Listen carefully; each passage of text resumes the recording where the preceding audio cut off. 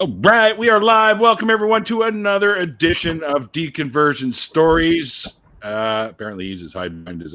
You're right there. Oh, Sorry. We were comparing our muscly, hairy chests. That's why it's so.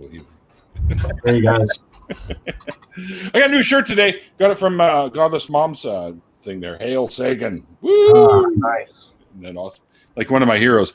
But anyways, this is my good friend Easeism. If you guys don't know who he is, I definitely recommend you check out his work. I've got all his stuff is down below in the link. There is one for the Instagram where you can find all of his amazing art, which is actually one of those pieces is the background for tonight. It's a little bit blurry, but it's the it's kind of a spin-off of the Mayan calendar kind of thing going on in the background there, which I thought was really fucking cool. So, yeah, dude, your stuff just blows me away. How fucking awesomely phenomenal it is. So Appreciate that. And as you know, I got one of yours, and it'll eventually get up on the wall too. But it's here. I have to tape things to the wall. My roommate doesn't want me hammering anything into the wall. Yeah, you gotta get the stickies. I got to figure something out to put this sucker up too, because this is too damn cool. But anyway, Ease, you know what I do here? I talk to people about their deconversion stories, if they have one, or some semblance of, religious influence in our lives, and how we dealt with that shit, and how we became the atheists, and in your case, amazing artists as we are today. So why don't you kind of take us back to the old days when you had some form of a belief, and how you found your way out of it, and how you became the guy you are talking to me right now. All right. Well, there's no God. I never. Let's just get that out of the way right now. Right now, there's no God. I if you're real, stop my stream. Yeah, I'm here to destroy the whole thing. So nothing happened. We're good. I grew up pretty secular. I wasn't taught to believe in things. I was allowed to believe in things, but I was taught that those beliefs didn't correspond to reality, and not everybody was going to agree with them, so they're not real. As long as I understood that, and I could communicate and interact with society, and that's pretty much what I've done. But ever since I was a little kid, I just never accepted the concept. It wasn't something that I could believe in, just even as a baby. And then as I got older, and I actually started learning about history and what religion was, I decided to educate myself. I got really curious about why people believed in God. Why is this concept so important to people? And that took me down a few rabbit holes before I actually started learning how to look up the proper stuff, go to the proper libraries, look at the proper books. Was what I was reading legitimate? Was it worth anything? That took some time, and I'm still doing it. I still learn every single day. But I think we all do. Yeah, you never stop learning. Right. But it did help me. It helped me solidify the fact that I didn't believe in anything. That's what it did. Okay. It kind of just goes like this. If we hang up, or 5 seconds from now, Twitter goes live and we find out what God is, right? Great. That doesn't have to be a belief anymore, because it is known. Beliefs just don't mean anything to me. I don't respect beliefs in the sense that they're not beneficial to me because they're yours. And I respect you, but whatever you believe in is what you believe in. Whatever I believe in is what I believe in. True. Beliefs don't necessarily deserve respect. Don't forget that. Yeah, I don't. I respect people far more than I respect any belief. And so, yeah, if it does come to fruition all of a sudden, it's no longer something you got to believe in. You know about it. And even then, it doesn't mean that you're going to worship it and not have more questions. It's just the opportunity to, that's you? Or you come here, I got something to talk to you about. You got some explaining to do. Yeah, man. So, yeah, that's one of the best ways I could just say, look, it's not even worth the conversation most of the time. I've been down this road. I made it a point to get into philosophy. I just read books. I just like reading, and I just kind of put two and two together, and yeah, here I am, solidified with no belief. Well, we can't say you have no beliefs. I mean, we all have beliefs. Correct. But we just try to, steer the ship to the beliefs that are actually true. Right? Because you want to believe true things and not fallacious things, right? Yeah. At least as many true things as you possibly can. Right. Well, see, that's okay. So that's something I've recently got in conversation with someone. So believing something that's true that's like what I just said. If God comes to fruition, it's not a belief anymore. I don't need to believe in it. It's not what I believe to be true. It's true. Yeah, knowledge, right. So sure. I can believe a lot of things to be true, but again, that just comes down to belief. Don't forget, though, knowledge is a subset of belief. So accepting it. Well, knowledge is what I mean is knowledge comes from belief. Like you believe something, you find out it's true. It's a subset of belief. Yes. Okay, I completely agree with that. You don't get to knowledge without believing in without having to believe something. Yeah, exactly. Yeah, and that's when we have beliefs. We tend to hunt them down and figure out if it's real. Right? And then we have knowledge. Right, and that seems to be one of the biggest problems with today's society. Our language has changed so vastly. It's just nothing but constantly. Slang. Yeah, it's constantly changing, and it's a bigger slang now than it was before, and people are confused just off that vocabulary. It's not even that they can't agree. It's just that what you're talking about is. Hell, did he say? Right, exactly. Right. Yeah. And that's one of the I guess properties of philosophy, language, being able to attribute language to the way we think about the world properly and come to an agreement.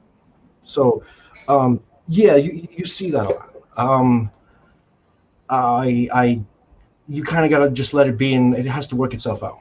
You can lead a horse to water. That's pretty much it. Yeah. But you can't make him pee in it. Yeah. I bet I could make him pee in it before he drinks it. So. Yeah. Come on, people! You all peed in the pool. We all did. We all did, man.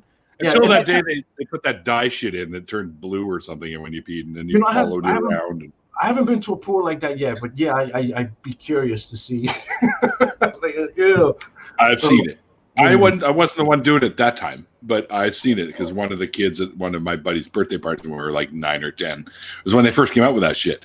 And he actually has a little sign in his bathroom that says, "We don't swim in your toilet, so please don't pee in our pool." Right? And then they had the dye stuff. And when you urinate in there, it was almost a blue. It was kind of greenish that followed them around a little bit. Kind of crazy. That's great.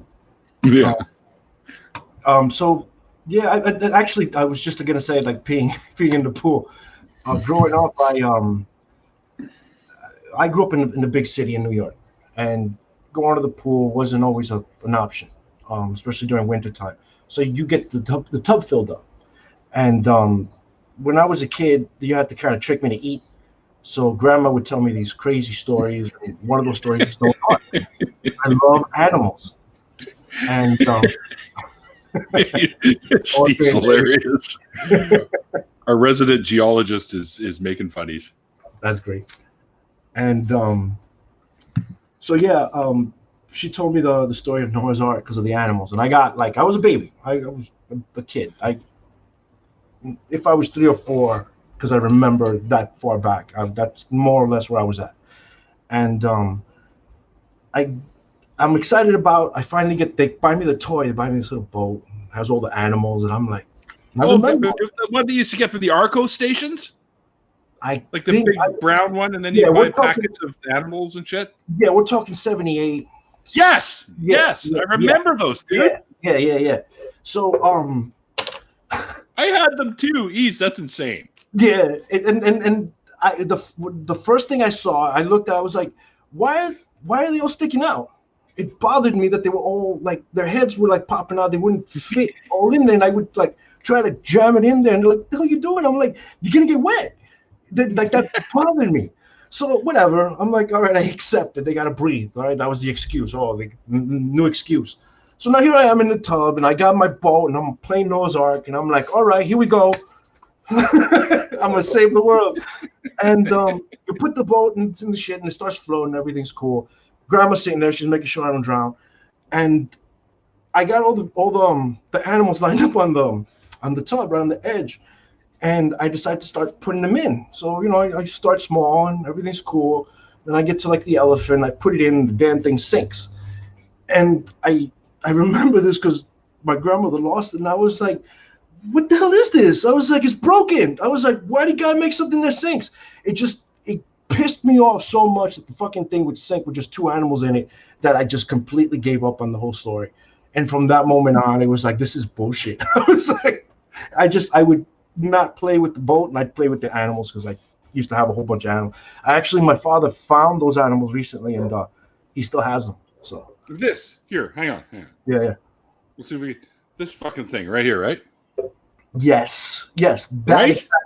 That exact shit. I still have one of those animals. That exact same stupid shit. Yeah. You know what's hilarious? The lions were both males. It's just one was orange. Mm-hmm. Right? I still have them. And you had the little Noah, and you had his little monkeys and shit that you could hang off the edge. Oh, dude, you still have these things? Well, the animals, the ark is gone, but the animals my father found in a bag. Oh, cool. Yeah. Cool. Yeah, Very that was cool. Yeah, that was real cool. Gorillas and anteaters and fucking skunks and turtles. And that's what I liked about it. I was like, yo, this is so cool. Like all the animals. And I was like, all the animals? He was like, yeah, all the animals. I was like, okay. I was like, apparently there was a shit ton of them. Like if you Mm-hmm. look at, hang on here. Let me see something. No, they had a lot. Yeah. Like, and you used to be able to buy them in, at the Arco station when you were filled up with gas. You always got like a couple of packs of the animals. Like this picture shows is much better because it shows them all, like fucking all of the giraffes and the hippos. Yeah, man. There. Wow. Yeah. Isn't that cool? Yeah, that's it. Listen to us. Isn't that cool? You know what's funny? They have koalas. Koalas, people. Mm-hmm. They had everything. They had all the weirdest animals. That's what intrigued me about it. It wasn't I could care less about the story. It was just the fact that I had all these animals. But yeah, ever since I was a kid, you couldn't really get anything past me. Santa wasn't a thing for me. Just really, not even when you were like little. Maybe my mother tells me like when I was really little, I had like Santa, but yeah. I mean, if I was the Jewish kid down the street was going Santa when I was like 5 or 6, and my buddy was having Christmas, and I go sleep over at his house, and they'd always put a present under the tree, Neil from Santa, and I'd be going, I'd get all excited, right? Like, he knows about the Jewish kids, that kind of thing, right? I couldn't. It wasn't real to me. If I wasn't doing it, if I wasn't physically partaking or sharing that space with somebody, so I had an imaginary friend. I thought about it. I was like, okay, what's an imaginary friend? And I'm looking, I'm like, there's nothing there, and it just wasn't. It could never be a real thing to me. It didn't manifest into a reality for me. It continued to be just my thoughts and me understanding that I was so aware that I could actually realize what I was thinking. Like I can still remember certain dreams that I woke up like night terrors with vividly. I can remember certain things that way. I don't remember everything. I don't remember exactly certain things, but yeah, I remember certain things, and how true they are, like how accurate they are. I don't know, but it's just a memory that just kind of lingers. So some kind of did happen. It's just a memory. I can, now that I'm older and I am having a nightmare, I actually respond to it. Like I realize I'm in the dream. I don't wake up. I actually continue dreaming and take control of what I'm doing. It's just something I'm aware of, and I've always been that way. I can't. The same way people are like, oh, I believe this my whole life, or I know this my whole life. Well, I don't know shit, and I don't care. I just, I've been alive my entire life, and I just responded to everything around me. That's the best way I could explain that part. So yeah, that's why to me it's just oh, and the other thing, ever since I was young, I grew up in a very secular household, and I went to Catholic school my whole life. So the education So you was had influences, definitely. yes, I definitely had influences. There are religious people in my family. My mom's kind of agnostic. She kind of recently lost it. My father's always been Oh atheist. wow. Yeah. We're not churchgoers in any way. There's no statues or crucifixes, none of that. My house is full of Van Gogh and, you know, um, Picasso's and, whatever have you. It's just full of art. That's what my mom has the whole house full of. Um, so there's my influence as far as where my artistic stuff comes from. But yeah, it was never a scenario where I was allowed to believe whatever I wanted. There was no restriction on how far my imagination went, just as long as I recognized that I needed to do certain things so that I could be accepted by society. I had to wipe my ass. I had to shower. I had to eat. Well, I'm glad you figured that one out. But I guess it's the way I was raised. So, my parents are from South America, okay, and their way of growing up is very different than it is here in the States. You are kind of expected to do for yourself. You're taught how to do it, and you always have home and you always have a family, and there's nothing to worry about, but you need to learn how to do things for yourself, and this is how. And if you don't, then guess what? Nobody's going to be there to pick you up by yourself, unless hey mama, unless you're putting so is your leg broken, is your arm broken, like is something broken, and shut up, let's go. That's basically the attitude. Yeah, it sounds rough, but stop crying. Tough love. Yeah. Tough love. Yeah. It's tough love, and that's what I grew up with, and I'm glad I did. Me too. Yeah, I'm glad I'm able to do that because I survived. I survived through the harshest of the harshest. Yeah. I see despair. It's bad out there. I lived in the streets. Yeah. I'm now facing disabilities like fibromyalgia and arthritis. And that's why I'm not as active as before. And I'm finding myself, I'm a social person, so I need to interact with people. And this is what kind of brings me online. Is part of the reason. Well, kind of glad you found my little circle, because you're always jumping in the after party, so you get social activity that way for sure. Yeah, and we were trying to link up prior to this, but one of the things that helped a lot. So I've always been social, but I'm private.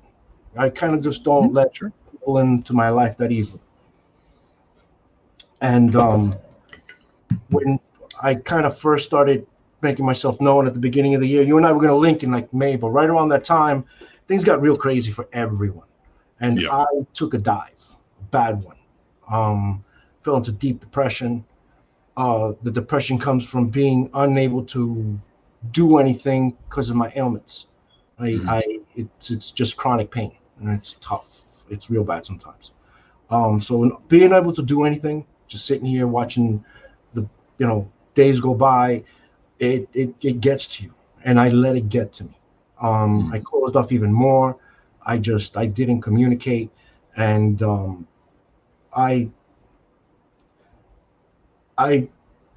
what I do, this is me, guys. Don't do this if you don't feel like you can. But I give in to my stress, my worries, my anxiety. If I feel like there's a need to panic, then I panic. I don't fight it. It just creates more stress, and my own awareness allows me to realize that there's nothing to worry about. There's nothing to stress, nothing to panic about. Can't do nothing about nothing. So why are you gonna just freak out over nothing? Yeah. And in turn, the times I can't do anything, I'm a clean person. And there's only so far I'm gonna allow certain things to get before I have to get up and do it myself, because there's nobody else who's gonna do it. Right. If my hands are too swollen, if my ankles are too swollen, then I wait till they're not swollen.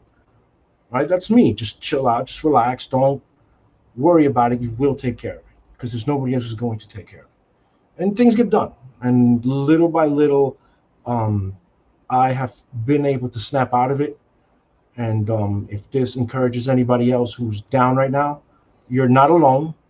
There's people out there. Neil's one of them. The entire community here is huge. I started off for one of the first acquaintances was Math Pig. I owe a great deal to him. Like he introduced me to a lot of people.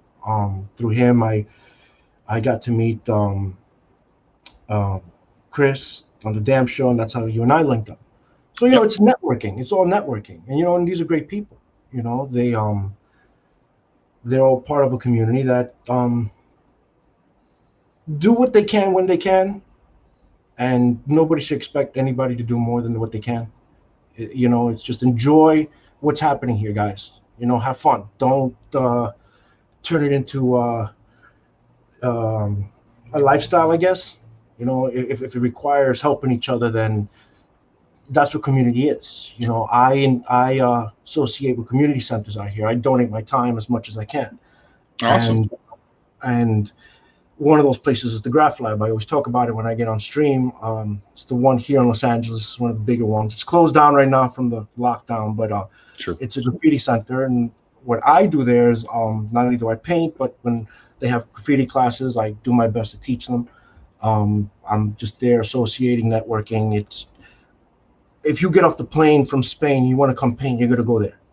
So I get to meet everyone from around the world. People that I knew in New York reach out to me, and since I've always been in the circle, and as a graffiti artist, it's a small world. So I get the call, and I'm like, yeah, come through, and you get a wall. You don't have to worry about it. You don't have to go under an underpass and do it illegally. We do so. Yeah. Then that's not everybody's built for that.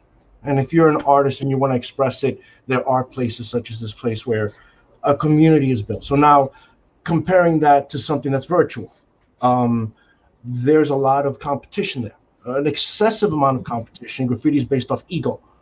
And you have animosity that builds up. You have jealousy. You have greed. You have theft. And you kind of got to learn to live with it in a way. You deal with it. But because you deal with it and you learn from it, you kind of don't allow it to happen again. And that's what I'm saying. You learn to deal with life. You learn to grow tough skin and stand up for yourself. Not worry so much and realize that you are panicking over nothing and that life is worth enjoying. Just a little extra. It's worth it. Yeah, for sure, dude. And I think that's great that you go there and teach too. Yeah. You got another fan here. Apparently, Mama Atheist thinks you're pretty talented too. Yeah, that's my homegirl right there. And she also asked, "Did we see Cookie Monster? You weren't here for it, so just for you, Mama Atheist, because you're pretty fucking amazing too." And hi, Amy. I didn't say hi to Amy too, by the way. Hey, Amy. There you go, Cookie Monster. Ooh, Cookie. There you go. Something more like Hulk saying Hulk smash, but anyway. There you go. Yeah. Yeah. So, and then the rest is up to you guys. Don't put it on me, man. No, Jay. No, it's all on you. This is your channel. You had me on, man. It's your fault. Yeah. Sorry. Everybody's screwed. Well, guys, thanks for tuning in. No, I'm just kidding. Yeah, man. This is Neil's last show, guys. I'm changing careers now. Well, this isn't really my career. This is better than my career. Yeah. Damn it, I lost what I was going to say. It'll come back. I do that. No, don't worry about it. Oh, okay. Here it comes. So yeah, the rest is up to you guys to find out for yourselves, man. I didn't get to where I'm at because I listened to people. I had a lot of people to listen to. I could have listened to my family my entire life, and not just my parents, aunts and uncles who were like, man, don't believe in that shit. You know, got into martial arts really young. I could have believed all that, and I learned a tremendous deal from it. But yeah, so I could have believed a lot of things. I could believe what they told me in school and gotten into religion. I tried spirituality. It made sense to me when I was getting into finding out the concept of God. I've never been religious. I've always looked down upon the religious. I've mocked them at every chance. I have my reasons. Well, Yeah. don't mock them. Mock the belief is fine. The belief, but it does turn into a personal scenario when it's because they take it that way. Yeah, and it's not so much they take it that way. It's also someone in my family who just is that fundamentally twisted that it's an animosity towards the person. And the only reason that I don't overreact is because he's my family. He's that much of a broad a little, or yeah, he's just that much of a shit. So that's what. And getting back to what I could have believed, what I couldn't have believed, I went out and I found out for myself. I didn't rely on what anybody else had to say. I listened to conversations. I read a lot of books, but I put all that information together and made my own conclusion on things because of what I learned of how, when I found out what was true and I was able to put those true things together, things made a lot more sense. And again, it didn't, at the time I was still spiritual. I've never been religious, but you can't escape from a feeling. All right. And I understand what feelings are, and that's why I gave it up. But you can't escape from a feeling that there's some, like, it feels like energy, like you called me when I was thinking about you type scenario. It happens. Okay. It happens. Yep. But you people fail to realize that, well, maybe you were supposed to communicate that day, and eventually you communicate, and you're just thinking about when are they going to call, and it just happens that when you thought about when they were going to call, they called. And that was my misconception, my misunderstanding that in order for it to be real, I had to believe in it, and once I understood that, I got over it. So it wasn't just me realizing that, it was me wanting to learn how to, for me, it was wanting to learn how to paint, how to draw, how to actually do anatomy, how to get into detail, shading and dimension. And the only way I was going to be able to do that was actually to give myself I called it a crash course. It turned into be a life history. I'm still reading books on it and still learning. But I started looking into the biographies of people like Da Vinci, like Michelangelo, like Raphael. There's one biographer. He's a poet. He's an artist, but he has a collection of, like, I want to say 50 of the biggest names of the Renaissance. And Vasari, that's his last name, Giorgio Vasari. And he wrote the biography on just about all of the Renaissance. And they're short little poems, but they're biographies. And from there, you actually get to learn who these guys are. And whoever tweaked my interest in particular, I went into the arts that they, like the stuff they left behind. Because I was into some woo stuff, Da Vinci Code and all that attracted me the most in my late 20s. So I decided to look into who Da Vinci was. And he was just a fucking lazy procrastinator who had beautiful vision. And the reason he had beautiful vision is because he locked himself off from the world and taught himself how to draw. And he left us all this shit. He left us blueprints on how to do what he did, how to pop a 2D painting, make it look 3D. It's basically what he left behind. He was one of those guys. At the same time, Michelangelo and Raphael were all painting, and they were all learning from each other. It's the exact same thing that I went through as a kid being a graffiti writer. You start off, tagging the walls, and it looks like scribble. And you don't get any better unless you copy from somebody. You need to learn somehow. Somebody teaches you, or you look at a style and you try to mimic that style. Because if you're considered a toy, then you won't have any business writing that way. And you can't be a biter, which is somebody who copies, somebody else's. So you have to be as original as possible, and you have to have as much style as possible. And if you have that competitive nature in you, you will find that style and uniqueness in your artwork. And being able to see the evolution continue to this day from 500 years ago that the Renaissance was taking place, it's an inspiration to me. And it made me feel, you know what, it's not too late for me to continue learning. And I taught myself how to draw and paint and etc. Yeah.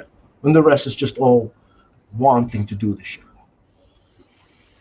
You know, in my youth, I used to love to sketch and doodle and all kinds of shit. And my parents brought my work as a child to a fellow by the name of Raymond Chow, who was a director for one of the art schools. I think it was the Emily Carr Art School around here in BC. And he was telling them that they need to get me into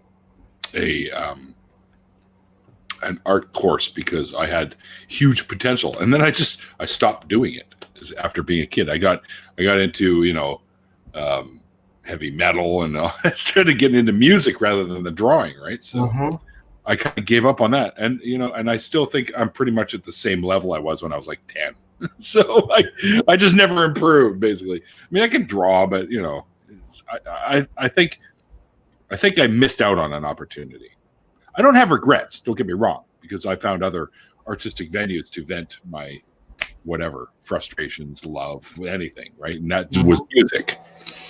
But to be told at that age, like 10 or 11 or however old I was, that I had huge potential by one of the major talent scouts, I guess, for these schools, was pretty cool. And my dad was pretty disappointed that I never went through it. I even took art history for a bit at school, and I'm like, you know what? I just don't care anymore. I'm on to other things, right? So I just heard about the Renaissance shit too. Right. My favorites, of course, were Van Gogh and Monet. Yes. They're considered more modern art. More post-Renaissance, but yes. But hey, don't get me wrong. That's my mom's favorite, and so again, they're a perfect example of the evolution of the Renaissance. Being allowed to now paint your freedom without being demanded to paint religious art, religious portraits. Having the freedom to just throw paint on it and not be afraid. One of my biggest mentors and dear friend of mine, he passed away. Rest in paint. Bruce, B-R-U-Z. He's in paint. Yes, sir.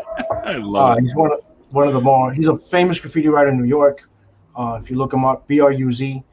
One of the things he taught me was it's just paint. Don't be afraid of it. You can paint over it. It'll dry. It'll peel. So Bob Ross used to say all the time. Yes, and he got it from Bob Ross. And people didn't have a lot of respect for Bob Ross because he was just somebody who could just be like, and make it look beautiful. It was just, I think it was jealousy because he was just so skilled at that quick, easy painting, right? Like he could make anything look cool. Right? And that's what a graffiti writer is. You don't have the time to sit there and, get in. You can if you have the time and the, you're not. You paid off the cops. Yeah, you know what I mean. And back when we were growing up, it's still a felony, but you didn't have legal walls, right. And you had to put up your art as quickly as possible, as best as possible. So you had to learn this speed. And when you see Bob Ross do that, you were like, my hero, like yeah.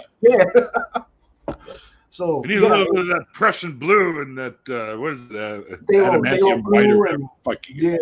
Titanium white and titanium white. That's adamantium. Here I am making up metals again. I learned a lot from Bob Ross. I found him. Yeah, he was on Channel 31 in the States. He was a PBS. It was like a PBS type. Yeah, PBS. It was all PBS, and he came on afternoons, and it was memories. That and the video music jukebox with Rob McDaniels. That's what I grew up with. And then I probably wouldn't be talking to you right now if I had stuck to my art, but I took a dive into music. I was in So I stopped doing graffiti in 93, 94. That's when graffiti started taking off.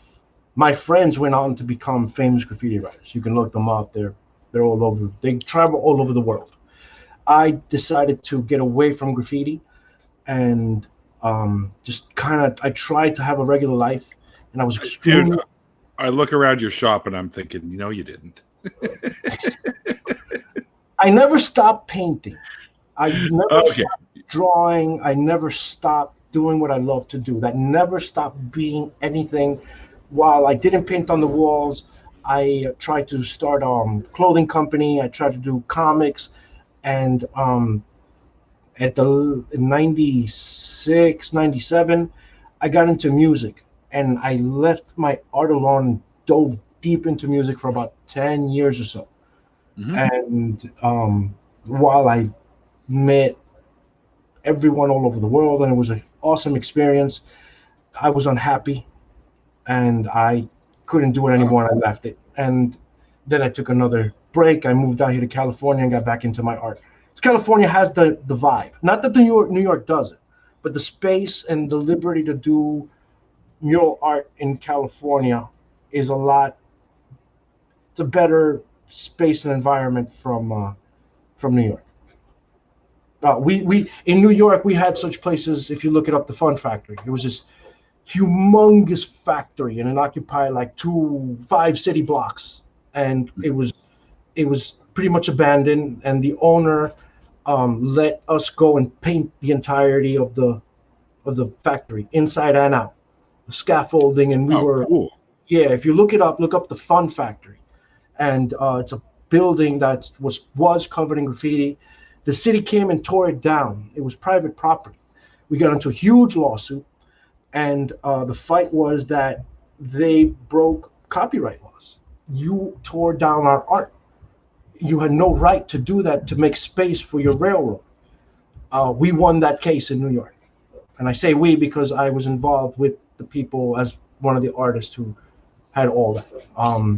It was a great win. It gave us more legal walls. It was a step forward in allowing and giving people the opportunity to go and paint somewhere. So now you have more community centers like that. A big example is a place here in Los Angeles, the Graph Lab. I look for these places because that's what I grew up doing. This is where my world is. So when I look for the biggest, most famous one, and that's where I'm going to go introduce myself. I have a name. Ease tags are known. If you're from New York and you're from my neighborhood, you're going to know who I am. I swear I've seen one of your tags on a train that's come up here. Probably. I used to do freight trains, whatever. I used to do some really, really illegal stuff. I left it alone a long time ago. Now, since my friends became famous, a lot of them have become activists, and because of this environment, I've kind of made some connections over the last couple of years, and we're back to work. Mama Atheist couldn't remember the palette for paints. The big round one. Yeah. She couldn't remember what they called them. Now I just Mama Atheist. Bob Ross lost the tip of his finger due to an alligator. That's what it was, right? It was bit off by an alligator. Yeah, I thought it was Elizabeth. Okay, yeah. These are my Bob Ross pads. Like I just. So you roll your doobs on now, so you can get that happy little feeling. I got a nice tray for that. Oh, nice! There you go. I'm not even that sophisticated. Nah, I'm in California, man. It just kind of comes with the. I'm in BC. This is where fucking weed is grown.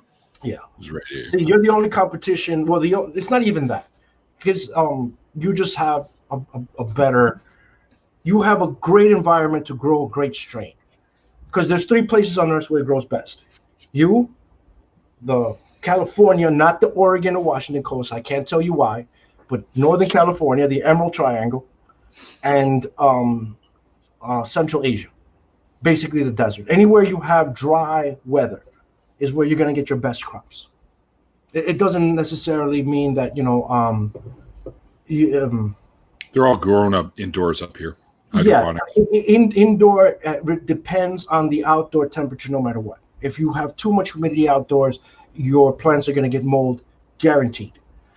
It needs to ventilate, and if that ventilation is driving through any sort of moisture, that moisture is going to stick to your plants.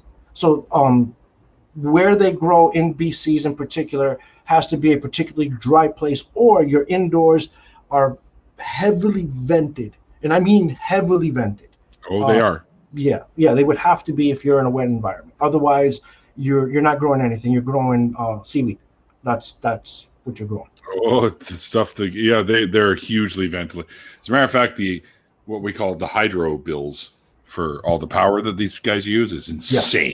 Dude. It would have to be. It would have to be. I've seen. So I got into growing while I was out here. I mainly got into cannabis because I've smoked it my whole life, right? And now here I am. I moved to California while the movement's trying to go on. With a doobie, right? All day.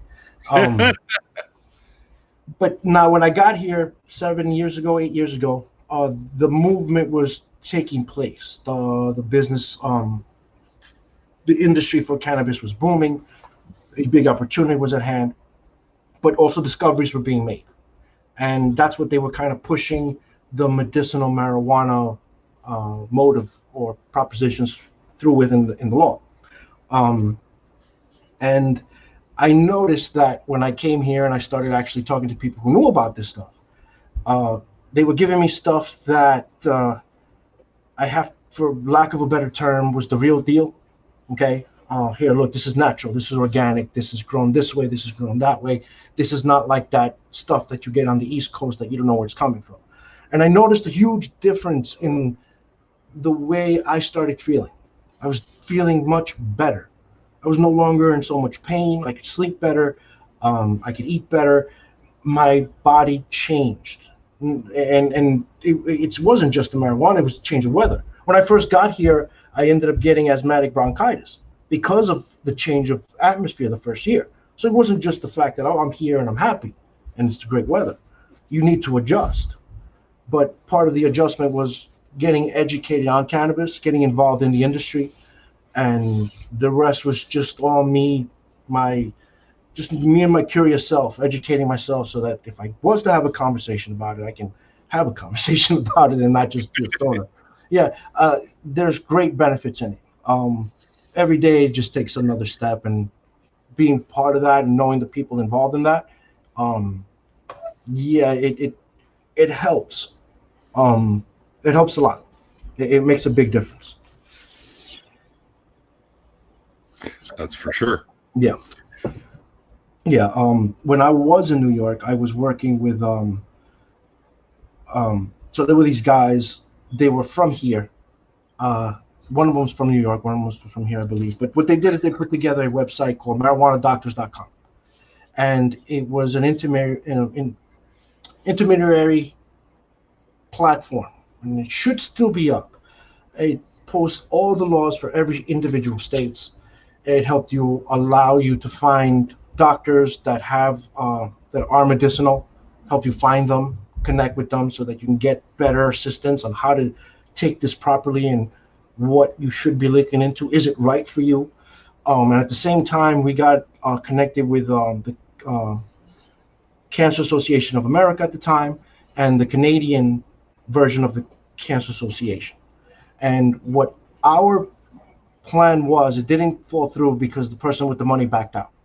But we were working on identifying strains so that we can get this information to the right doctors so that they could start trying to identify what strains to prescribe for what ailment. Okay, you have arthritis. Here, try this. This works for arthritis. I have depression. Try this. This works for depression. I can't sleep at night. Try this. This works for sleeping. Whether it's a strain, whether it's an oil, whether it's an edible, we were working towards classifying the genomes. They later went on to become DNA genetics. They're worldwide. They're a seed bank, and they have you can get information from them. It's pretty cool. They're located in Amsterdam. You can also get that information off Leafly. They have that information too. Yeah, that became another platform, and it's funny the way they worked out, because they were in competition with another app called Weed Maps, which is in association with Google, and then anywhere in the world it just shows you where the dispensaries are. Yep. And Leafly does the same thing, only they decided to do something like Normal, NORML, normal.com. And they also included not just how to find these places, but to educate people on, links and websites and doctors, and make it more accessible, which was much more appreciated. So, yeah, they got to do this little by little. They're barely just stabilizing the acids in the plant so that they can test it. They're just at testing, so it's gonna take some time. It's gonna take time. Absolutely. But yeah, I mean, I don't know. I think that's pretty much it. Have you got any like artistic kind of shit coming up that you're going to be like some new paintings or anything like that? Yeah. So most of my stuff has been online lately, and I am Instagram link below, guys. There'll be lots of it. Yeah, you'll see my up-to-date work there. I try to do it as often as possible. So right now, I'm very concentrated in getting my platforms, such as my website, little buy me a coffee or Patreons. I'm trying to get all of that organized. I slacked off, and I have taken steps. Start those up. They're active, right? I have them. Oh, why didn't you tell me? I would have put those links too. Yeah, hold on. I need a minute. I need a minute to Okay. Yeah, my Patreon is on my Instagram. You can find the link there. Okay, so there you go. You can find it there. I don't have all the other ones, and since I slacked off, I need to reorganize my work, which is I'm doing right now, so that I can actually provide more work. Like I have a action baby. They're all falling off. I'm using painter's tape, so it's not surprising. Oh, okay, that's why. Yeah, they're gonna. Yeah, I'll fix them up. Yeah, no worries. And I need to provide more updated content. So I have a Teespring. You guys are gonna go look. I have very few things on there. I got to give you some better stuff. Teespring is such a pain in my ass. I gave up on it, and I'm back on my job. Just go to those links. They will be updated, and I'll be staying in touch with you, Neil. So I'm going to be looking for some of the newer shirts you're going to put out there. I'm kind of like especially the one that we've got as a background right now. If that ever makes it onto a T-shirt, I'm fucking buying that one. Well, that will have to, because my father stole that. So I send my stuff home, right? And usually when I do it, I mail it, I fly home, and I kind of meet my work at home. Oh, there goes the leaf. And yeah, I heard it. No worries. And so when I got that clock home, I've showed you the clock, and and I opened it up, and my father he deals with clocks. He's worked with watches his whole life, right? And he looked at it, he was like, "Oh, this is so nice," and he's holding it, and he just walks away with it. So it's his. So all I can do is print it. It will be printed. The sticker I sent you is that clock. Wonder Lady wants to know about your YouTube ambitions, my friend. If I do anything on YouTube, it will be animated for my channel. I probably will have some interviews. You did some animations? I don't have the computers powerful enough to do it. Oh, okay. Yeah, so I'm working on that. Fuck you! I'm gonna start up a GoFundMe and get you a computer so you could do some animations, because that would be like, remember that part in Beavis and Butthead Go to America, and they do that peyote trip, and that's what I'm envisioning. Yeah, that's some crazy. Yeah, it'll be like that. It will be trippy. Yeah, I would like to make a channel where I can show my art animated. Maybe not so much animated, but some good, slides or to music. Yeah, cool, really I am working on that. I recently snapped out of this. It's been about a month, maybe two. I'm recently out of my hole, and I move faster every day as I go. So bear with me. I will have it up very, very shortly. sooner than I expected it to, because I'm picking up pace. Very cool. Yeah. That's awesome, dude. Thank you. Well, as I mentioned earlier, guys, all the links to see his amazing talent is down below. So I highly recommend. I mean, I fell in love with this shit right away. I picked this one up myself, right? This is an Ease original, people. All right. And apparently, I only make one of a kinds. Yeah. I still have to get a fucking black light so I can see the shit that you've got hidden in the background. Yeah. But yeah, he does stuff like that. So, welcome, Tons of Mice. We're just going to end this, but we are going to get into an after party. What do you say, brother? Yeah. Why don't we just cut the short a little bit? Man. Yeah, let's go have some fun. Yeah. I kind of. What do you mean? But thanks for this, because I kind of wanted to say a few things. I've met a lot of wonderful people here, and they've been a great influence in helping me. Good, period. Man. I'm glad. Right, so, really guys, glad. man, thank you. Yeah, man. That's what it's about, my friend. Yeah, keep that's each other up. Keep each other up. Keep each other motivated. Community, man. You guys are awesome. I really appreciate y'all. Like, you guys are awesome. All right. Thanks, everyone, for joining. I hope you guys enjoyed the conversation with my very good friend. I'm calling him a brother now. My brother here, Ease. Ease, man, thanks for joining me. It was a lot of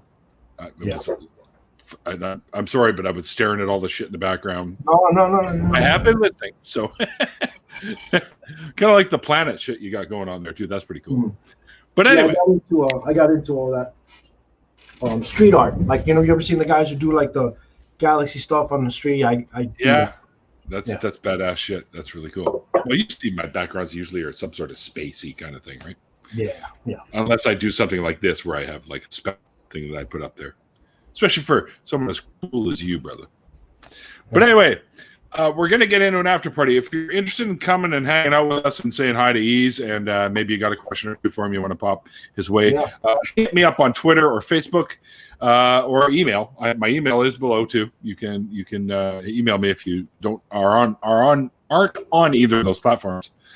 But until next time, guys.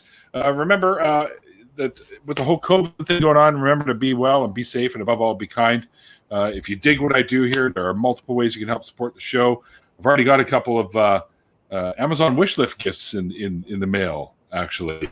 One of them being this bad boy right here, which is the case for my Yeti microphone.